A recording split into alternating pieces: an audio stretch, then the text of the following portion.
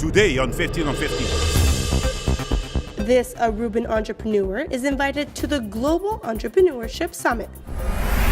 And this is the viral video of the week.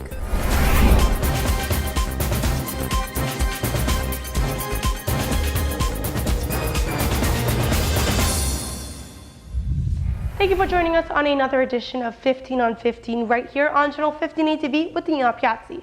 Let's get started with our latest local news topics. Each year, the U.S. government holds a global entrepreneurship conference focused on empowering young minds around the globe. For the conference in June of this year, Aruba's own Valerie Cruz has been invited to participate. The Global Entrepreneurship Summit is a yearly conference focused on supporting and empowering young entrepreneurs around the world. This year, it will be taking place in June in the City of Innovation in San Francisco, which is popularly known as Silicon Valley. The President of the United States, Barack Obama, will be the host of this event. Everywhere I go, across America and around the world, I hear from people, especially young people, who are ready to start something of their own, to lift up people's lives and shape their own destinies. That's entrepreneurship, that spark of prosperity that creates new jobs and new businesses, new ways to deliver basic services, and new ways of seeing the world. That's why, since 2010, the Global Entrepreneurship Summit has brought together the best innovators, thinkers, social entrepreneurs, and investors to a different region of the world, from the United States to sub-Saharan Africa. And I've seen firsthand what a difference it can make for entrepreneurs, especially for women and people from marginalized communities, to connect with each other and get feedback on their ideas, to build the networks that can help turn their dream for a business or program or app into reality. And one of the chosen entrepreneurs is Aruban-born and raised entrepreneur Valerie Cruz. She is the founder and CEO of New York-based venture firm The Live Group. Valerie also co-founded ATech, a startup conference and accelerator, an initiative to boost the startup and technology ecosystem in Aruba. Apart from Ms. Cruz, this conference will feature a strong group of entrepreneurs with a diversity of age, gender, geography, industry, and level of expertise. The brilliant entrepreneurs will go to Silicon Valley eager to engage with each other to share their unique plans for their companies globally. This program will give Ms. Valerie Cruz the opportunity to interact with the world's group of most dynamic women and youth entrepreneurs whose businesses have the potential scale to catalyze change. Moving forward, with the implementation of the Aruba Beach Policy as of July 1st on the island, increased surveillance and security will be needed in the area. Therefore, this week, the ATA made its yearly contribution to Aruba's Hospitality and Security Foundation, an organization focused on supporting Aruba's local police force in the high-rise area. The Hospitality and Security Foundation was first created 10 years ago by Aruba's local hotels. By taking a portion of their room tax, they would support the Aruban police force with resources to be used in touristic areas. Now, the Aruba Tourism Authority makes a yearly contribution of 720,000 florins to ensure the safety of the island's visitors. This year's budget will be focused on increased surveillance on the local beaches.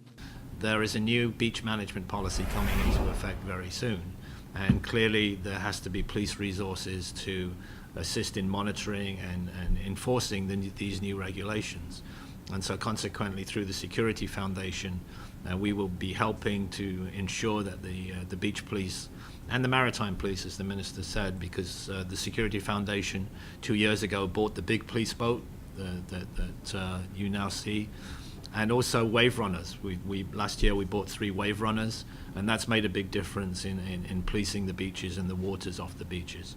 And we will continue to provide the maritime police with whatever resources they require. And so consequently, there's going to be increased police presence on the beaches as a result of the implementation of this new beach management policy. Besides increased police presence, one of the main goals of the foundation is to improve surveillance at all times in all areas. And with advancements in technology, that does not mean particularly extra manpower. One of the key points that we've been looking at is is there a way to get more cameras into these tourist areas other than the fixed cameras which are being proposed? And we're happy to say yes, there is a solution, and the Security Foundation has been evaluating purchasing a number of what we call mobile camera towers. They've been used in Curaçao very, very effectively, and basically what they are is like a mobile unit which is solar powered, and it has a very tall mast which is adjustable. You can take it up to about 15-20 meters if you need, with cameras on the top, Wi-Fi, and send a signal back, and you can move these to where you need them. Basically, you can put them in place for a certain period of time, but if you think that there is a special event or there is any reason why you would want a particular coverage in a particular area, you can move them very easily. Other investments include new uniforms, training new bicycles, and training hotel security personnel. Tourism-oriented policing, we've been doing that now for 2 to 3 years. Basically, regular police officers are exposed to the kinds of requirements of working with visitors, and this is a system that was developed in Orlando, which, as you can imagine, has a very significant tourist population. They have a very good training scheme. We bring someone down. We've trained about 150 officers so far.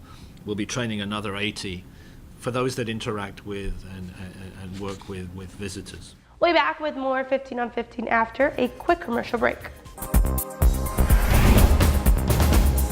Moving forward, ever since it was first brought to Aruba from Africa in 1840, the aloe vera plant has made a happy home on our little island. While aloe is certainly decorative, locals have always embraced this plant primarily for its curative properties. Here are a few ways locals embrace this multifunctional plant. Of course, aloe is still used today on the island to bring about wellness. Here are some ways that aloe was traditionally used by local Arubans to cure any number of ailments. First of all, it will treat arthritis, diabetes, cough, and stomach ulcers. The clear gel inside the aloe leaf can be eaten in order to help treat problems such as arthritis, diabetes, cough, and stomach ulcers. Many prefer to blend the gel with honey or fruit to make a tasty drink. Second of all, it is an energy boost. Feeling tired or lethargic, the gel can be eaten or consumed as a beverage for a quick boost. It also can reduce swelling and treat burns. The gel can be used to treat a lump caused by a blow to the body. Cut a small piece of the gel, place it on the lump, and hold it in place with a small bandage. After a few days, the swelling will have gone down and the pain will be gone. The same treatment can be used for a wound or burn. Fourth, it can treat skin problems.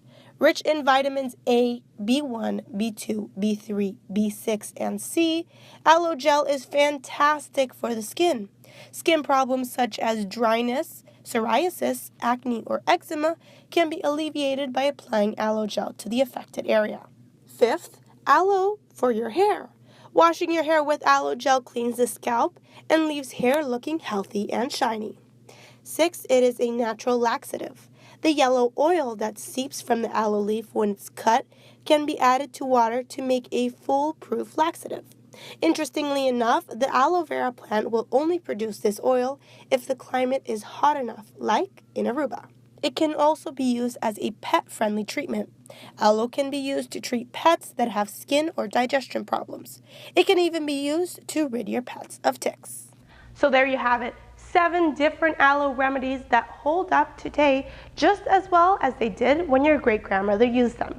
Try them out for yourself and let us know. On another note, breaking news as debris and belongings have been found from Egypt Air missing flight.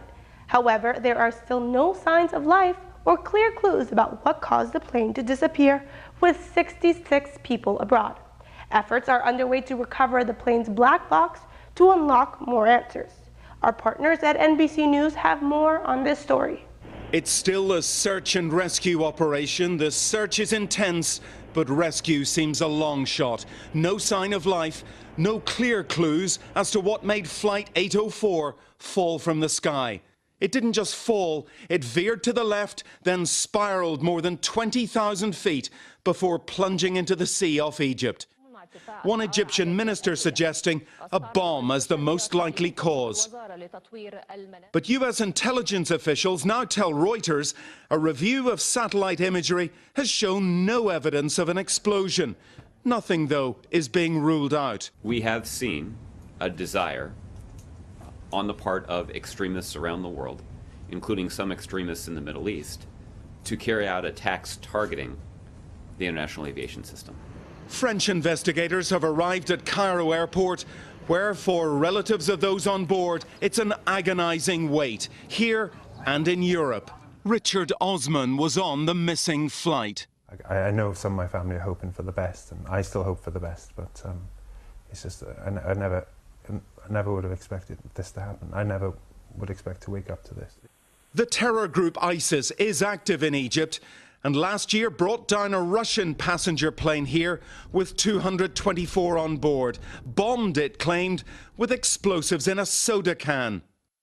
US officials say none of the plane's passengers was on a terror watch list.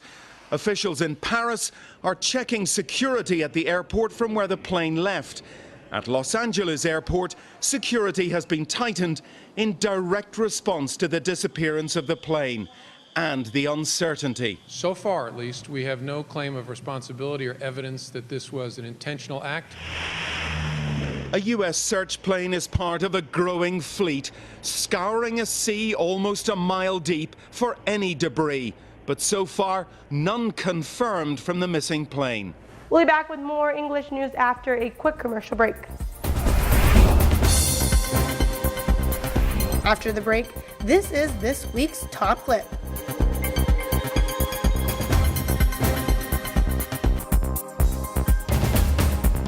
Thank you for staying with us right here on Channel 15 ATV.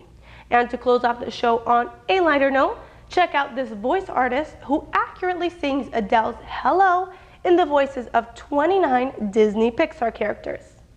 Hello, it's me. I was wondering if after all these years you'd like to meet to go over everything, Belle.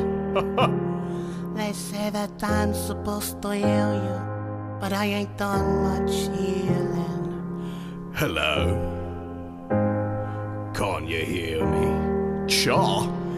I'm in California dreaming about who we used to be when we were younger and free and a little mad. I've forgotten how it felt before the world fell at our feet. There's such a difference between us and the moon and Mars. Hello from the other side. Oh, I must have called 1,000 times. Thank you so much for watching. These were your local news updates and trending urban topics. Be sure to like our 15 on 15 Facebook and Instagram page for all of your latest news updates. Also, don't forget to tune back in Monday night at 7:15 p.m. for more 15 on 15 right here on Channel 15 ATV. See ya then.